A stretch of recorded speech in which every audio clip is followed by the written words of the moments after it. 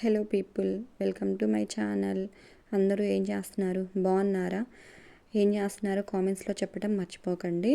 ఈరోజు మనం గణపయ్య నిమజ్జనం వెనుకున్న రహస్యం గురించి మనం మాట్లాడుకుందాము. ఏదో నాకు తెలిసిన కొన్ని విషయాలు మాత్రమే నేను షేర్ చేసుకుంటున్నాను. నాకు మొత్తం తెలుసని నేను చెప్పట్లేదు, ఇదొకటి గమనించగలరు. జస్ట్ నాకు తెలిసిన ఇన్ఫర్మేషన్ వరకే నేను షేర్ చేసుకుంటున్నాను. మీకేమన్నా తెలిస్తే మీరు కూడా షేర్ చేసుకోవచ్చు. ఓకే, ఇప్పుడు మనం టాపిక్లోకి వెళ్దాము.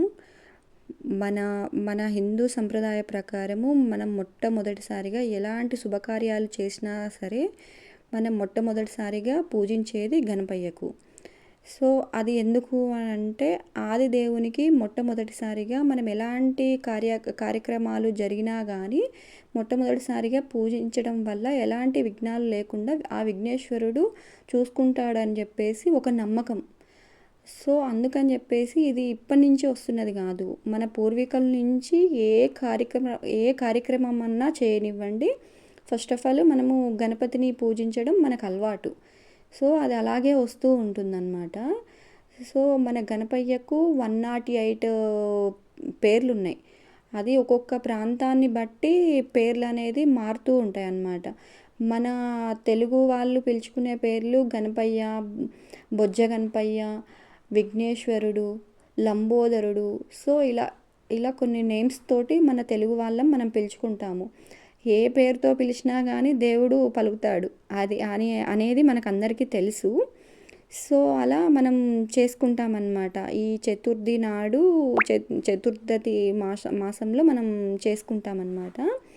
ఈ చతుర్దశి మాసం కంటే ముందు మనకి ఫుల్లు ఎండలన్నమాట. ఆ ఎండల తాకిడికి మన మన భూమి మొత్తం వేడెక్కిపోయి ఉంటుందన్నమాట.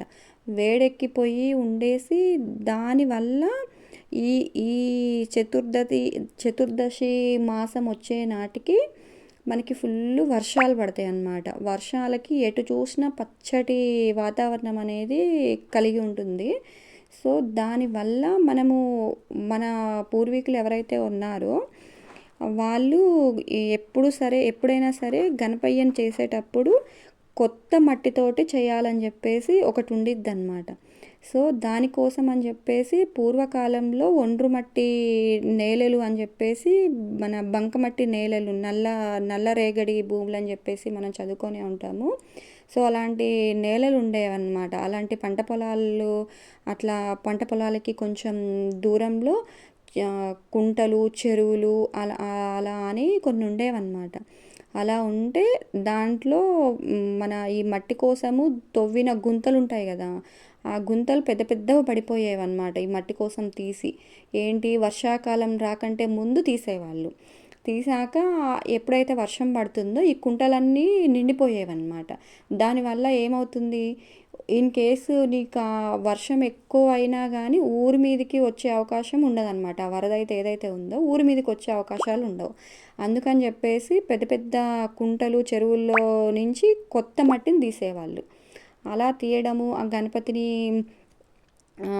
ప్రతిష్ఠించడము, ఆ గణపయ్యకు ఎవరి వీలుని బట్టి వాళ్ళు 9 days, 5 days, 3 days, 11 days enough అలా పూజించుకోవటం మన హిందూ సంప్రదాయంలో ఫస్ట్ నుంచి వస్తున్న ఆచారం అది. అలా చేస్తూ ఉంటారన్నమాట.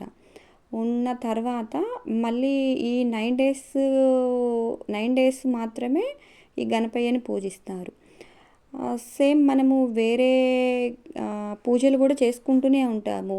నీకు సాయిబాబా పూజలు అని చెప్పేసి, ఆంజనేయ స్వామి పూజలు అని చెప్పేసి, మన అమ్మవారి పూజలు అని చెప్పేసి, ఏ పూజలు చేసుకున్నా కానీ మనము జస్ట్ పూజలు కంప్లీట్ అయినాక ఏవైతే ప్రతిమలు ఉన్నాయో అవి తీసుకెళ్ళేసి మళ్ళీ మన యథాప్రకారం మన గర్భగుడిలో మనం పెట్టేసుకుంటాము. ఒక్క గణపయ్యను మాత్రము 11 days తర్వాత నిమజ్జనం చేసేస్తాము. అది ఎందుకు అని అంటే, పూర్వకాలంలో అలా ఏదైతే ఈ 11 days పూజించుకున్న మట్టిని తీసుకెళ్ళేసి మన అప్పుడు అంతా వ్యవసాయం అలా చేస్తూ ఉండేవాళ్ళు కదా.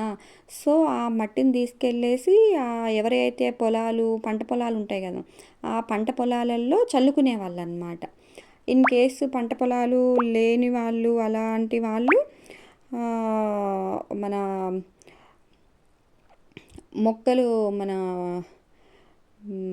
మన మొక్కల్లో పెట్టేవాళ్ళు అనమాట. తులసి మొక్క అలాంటి మొక్కల్లో పెట్టేవాళ్ళు. తులసి మొక్కలు అలా పెట్టడం వల్ల ఏంటంటే అంటూ ముట్టు అయిన వాళ్ళు మనము అలాంటి పాదుల దగ్గరికి మనం వెళ్ళలేము. సో అది మంచి ప్లేస్. సో అలాంటి మంచి ప్లేస్లలో అలా పెట్టుకోవడం అలవాటైందనమాట ఫస్ట్ నుంచి.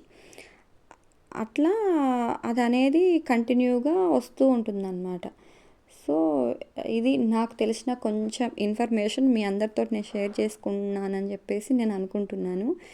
నచ్చితే సబ్స్క్రైబ్ చేసుకోండి, లైక్ చేయండి, ఫాలో చేయండి. ఓకేనా ఫ్రెండ్స్? Bye friends.